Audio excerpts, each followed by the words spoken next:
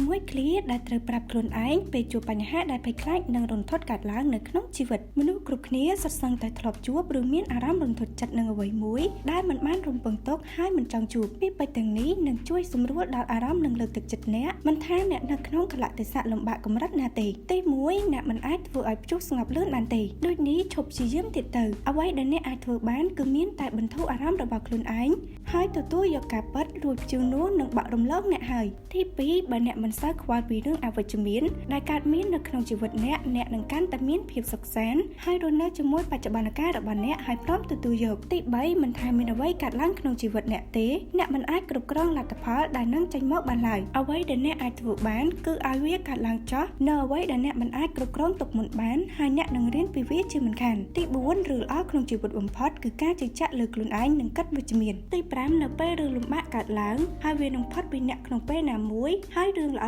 ៗនឹងកើតឡើងមកជាបន្តទី6មិនថាមានរឿងអ្វីកើតឡើងទេអ្នកត្រូវតែតស៊ូហើយកុំចោះចាញ់ជីវិតមនុស្សគឺរស់នៅដើម្បីតទល់នឹងអនាគតដែលរាបណាមានដង្ហើមជីវិតនៅតែមានក្តីសង្ឃឹមសូមចុច like share និង subscribe page channel របស់យើងខ្ញុំដើម្បីទទួលបានខ្លឹមសារអប់រំបន្ថែមទៀត